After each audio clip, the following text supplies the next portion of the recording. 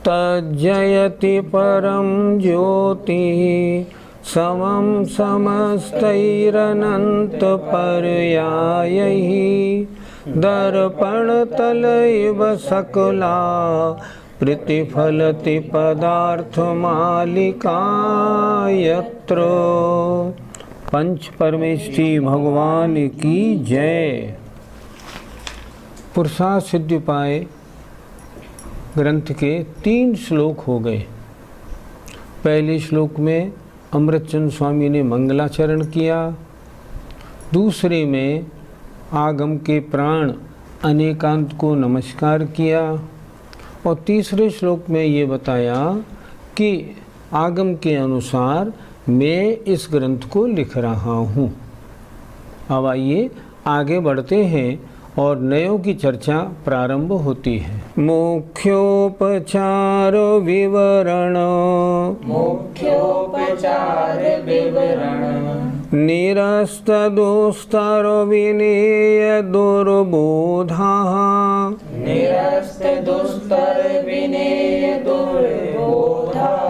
व्यवहार निश्चयज्ञः प्रवर्तयन्ते जगति तीर्थम्।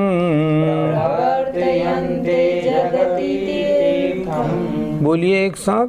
मुख्योपचार विवरण निरस्त दोस्तर विनेय दुर्बोधा व्यवहार निश्चयज्ञः प्रवर्तयन्ते जगति तीर्थम्।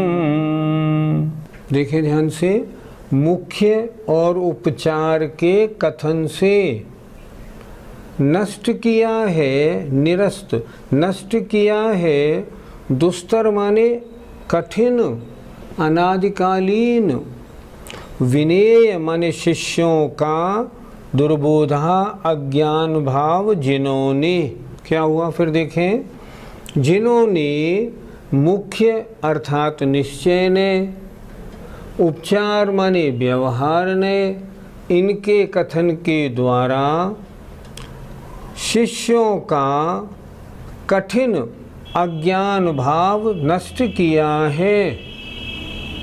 क्या किया?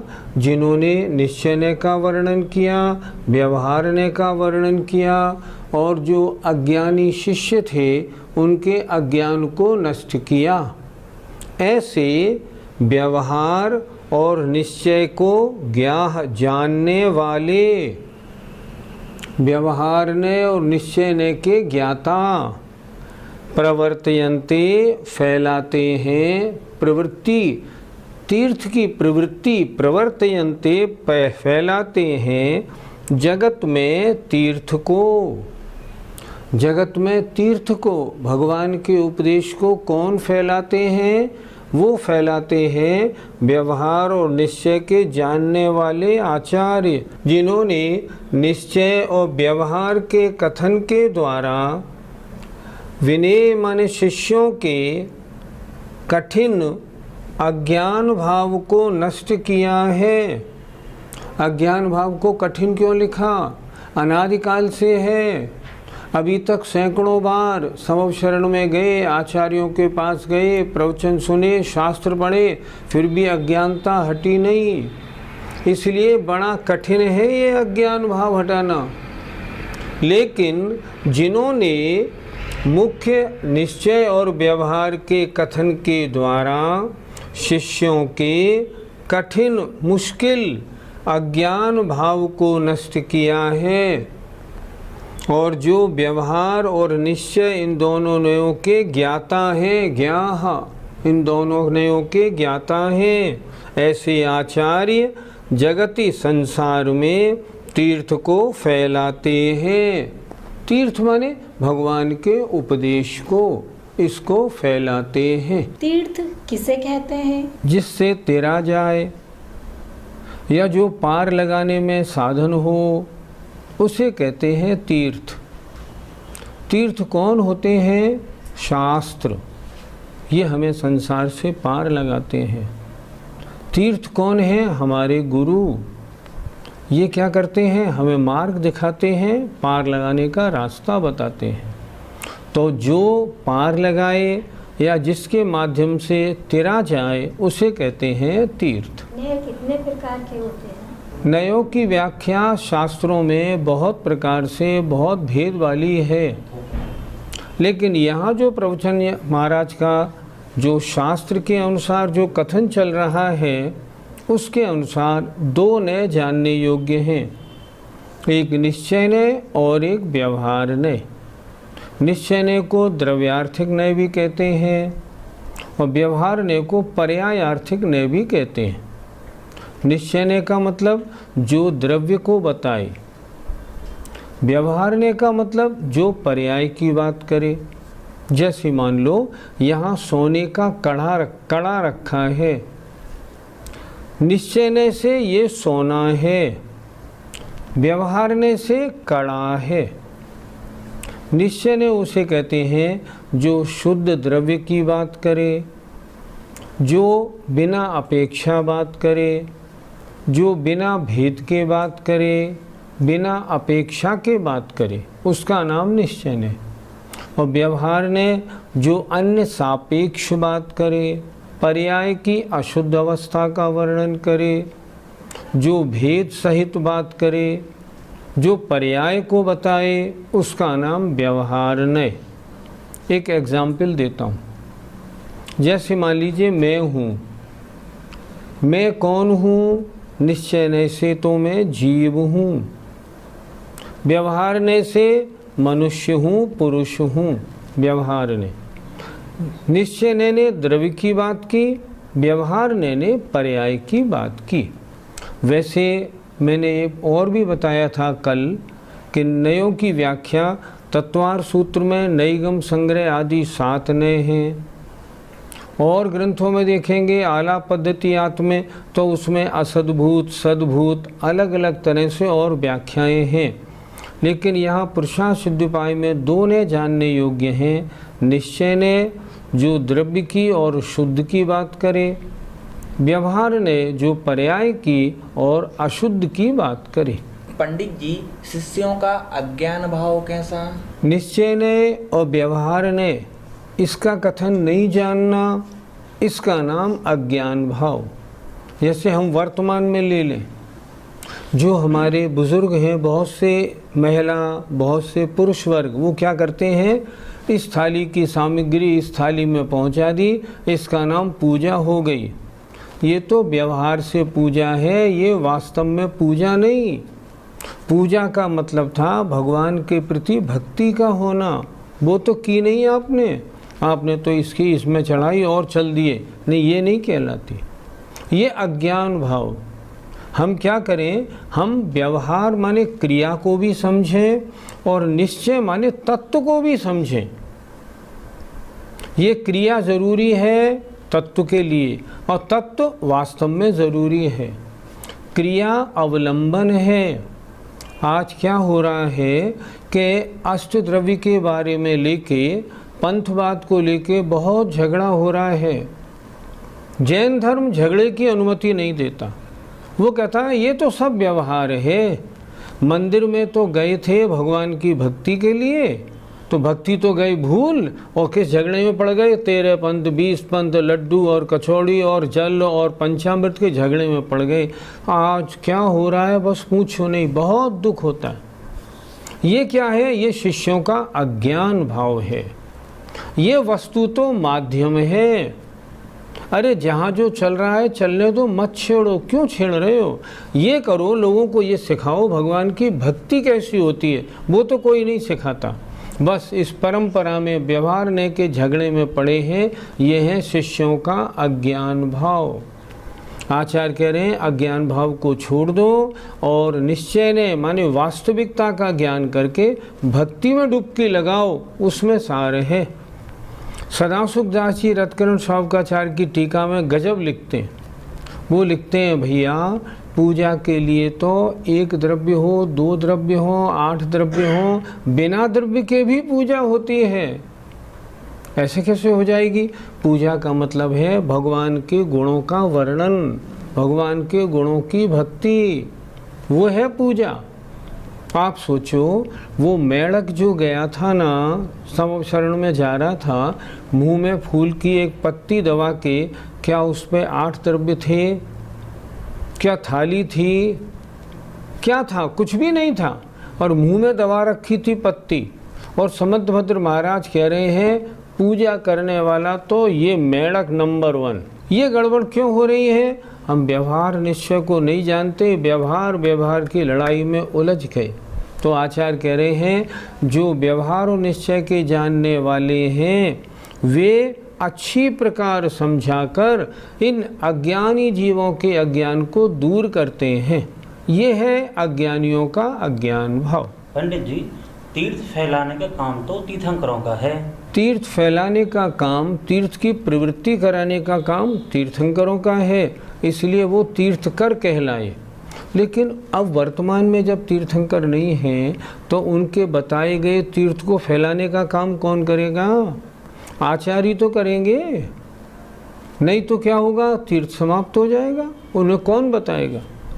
तो जो व्यवहार और निश्चय के जानने वाले आचार्य हैं वे संसार में तीर्थ को आगे बढ़ाते हैं, लोगों को तीर्थ बताते हैं। देखो संसार से तैरने का ये मार्ग है, इसे कहते हैं तीर्थ। शिष्यों का अज्ञान कैसा है, इस बारे में आचार्य ने स्वयं अगला श्लोक लिखा है। निश्चय मेह भूतार्थम, निश्चय में भूतार्थम, व्यवहारं वर्णयन्त्य भूतार्थम, व्यवहारं वर्णयन्ते भूतार्थम, भूतार्थ बोध विमुखः, भूतार्थ बोध विमुखः, प्राय सर्वोऽपि संसारः, प्राय सर्वोऽपि संसारः। बोलिए। निश्चय में भूतार्थम व्यवहारं वर्णयन्त्य भूतार्थम, भूतार्थ बोध विमुख प्राय सर्वोऽपि संसारः। निश्चयम, निश्चय नय को, यह माने इस श्लोक में भूतार्थम भूतार्थ और व्यवहार नय को वर्णयन्ति वर्णन करते हैं अभूतार्थ, अर्थात निश्चय नय को इस श्लोक में भूतार्थ और व्यवहार नय को अभूतार्थ वर्णन करते हैं। आचार्य कह रहे हैं भूतार्थ बोध विमुखः प्रायः सर्वोपि संसार। भूतार्थ माने यथार्थ माने वास्तविक के ज्ञान से रहित है प्रायः सारा ही संसार। संसार वास्तविकता क्या है इसको नहीं जानता। फिर एक बार देखें, यह माने इस श्लोक में निश्चय नय को भूतार्थ और व्यवहार नय को अभूतार्थ वर्णन करते हैं, कहते हैं। भूतार्थ के ज्ञान से रहित है, यथार्थ क्या है इसके ज्ञान से रहित है, प्रायः सारा ही संसार। मत का मतलब संसार के अधिकांश लोग भूतार्थ क्या है अभूतार्थ क्या है इसको नहीं समझते, और ये नहीं समझना ही ये वह दुस्तर कठिन दुर्बोध है जो मिलना मिटना बहुत मुश्किल है। जहाँ पक्षवाद होता है वहाँ पक्ष की बात होती है, सिद्धांत की नहीं। तो अगर पक्ष की बात करेंगे तो फिर ये सब प्राय सर्वोपि संसार ये भूतार्थ के ज्ञान से विमुख हो जाएगा। कितना सुंदर लिखा है इन्होंने। इस श्लोक में निश्चय ने को भूतार्थ और व्यवहार ने को अभूतार्थ कहते हैं। प्रायः सारा ही संसार यथार्थ माने भूतार्थ के बोध से रहित है। दोनों नयों में हम किसको सच्चा माने और किसको झूठा? सच बात यह है, नय है दृष्टिकोण। जिस दृष्टिकोण से जो बात कही है, अगर वो बात सही है तो भूतार्थ, नहीं है तो अभूतार्थ। कोई नय झूठा नहीं है। मैंने पहले भी कहा था, अरे धवलाकार आचार्य वीरसेन महाराज कह रहे हैं कोई नय झूठा नहीं है, व्यवहार ने झूठा नहीं है। फिर व्यवहार ने को झूठा कहने की हिम्मत कैसे करें? कोई भी ने न झूठा है न सच्चा है। दोनों ने अपनी अपनी दृष्टि से सही बात का प्रतिपादन करने वाले हैं। व्यवहार सम्यक दर्शन व्यवहार ने की अपेक्षा सही है, निश्चय ने की अपेक्षा सही नहीं। निश्चय सम्यक दर्शन की अपेक्षा सही है, व्यवहार की अपेक्षा नहीं। इस तरह जो भी कथन है अपनी दृष्टि से सच्चा है, दूसरी दृष्टि से सच्चा नहीं है। लेकिन नए दोनों सच्चे हैं। अगर दोनों नए सच्चे नहीं होते, व्यवहार ने सच्चा नहीं होता, तो गणधर देव व्यवहार ने का आश्रय लेकर उपदेश क्यों करते?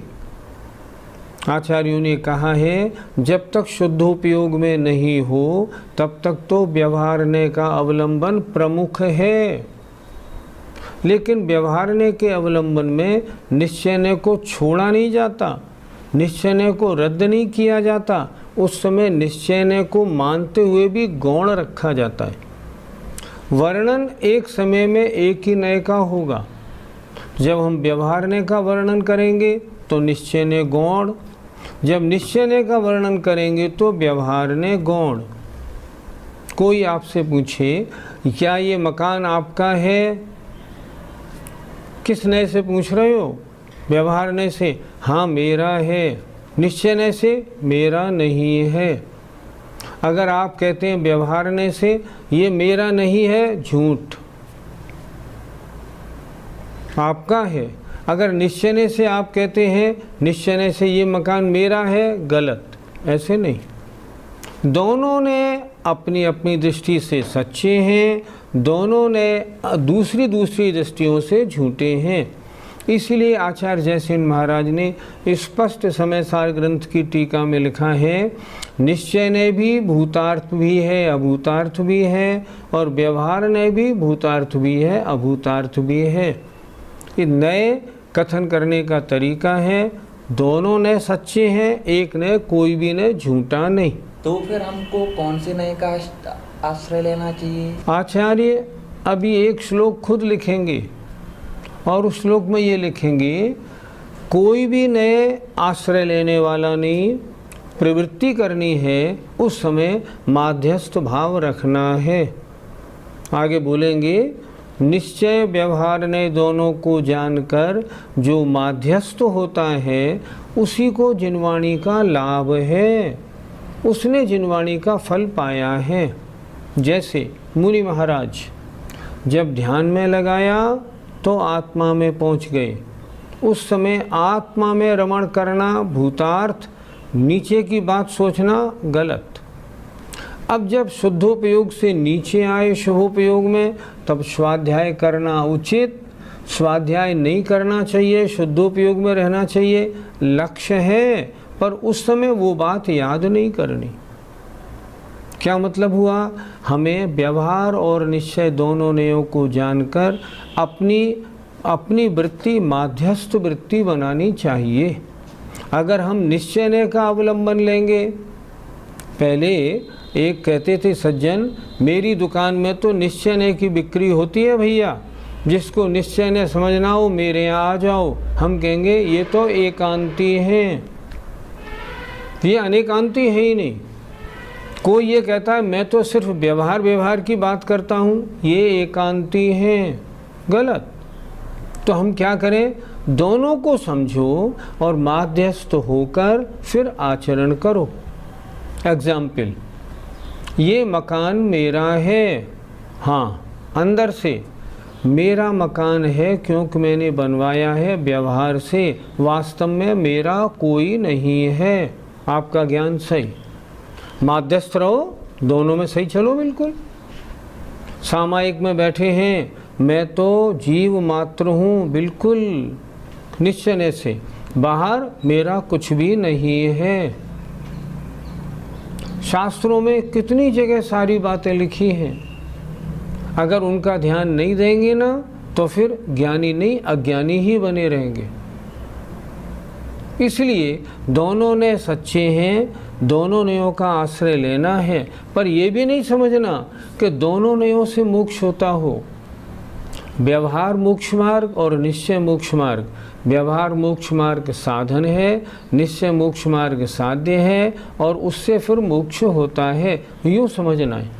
अगर कोई ये कहेगा व्यवहार मोक्ष मार्ग तो झूठा है, क्रियाकांड सब बेकार है, वो निश्चय मोक्ष मार्ग में भी नहीं जाएगा, उसका कुछ नहीं होगा। इसलिए दोनों नयों का आश्रय लेकर हमें मध्यस्थ होना चाहिए। अच्छी तरह से निश्चय नय और व्यवहार नय को समझ के जीवन में प्रवृत्ति करनी है। लोग कुछ भी कहें, किसी की नहीं सुननी, हमें अपनी धारणा आगम के अनुसार बनानी है। आइए, जय जिनेंद्र।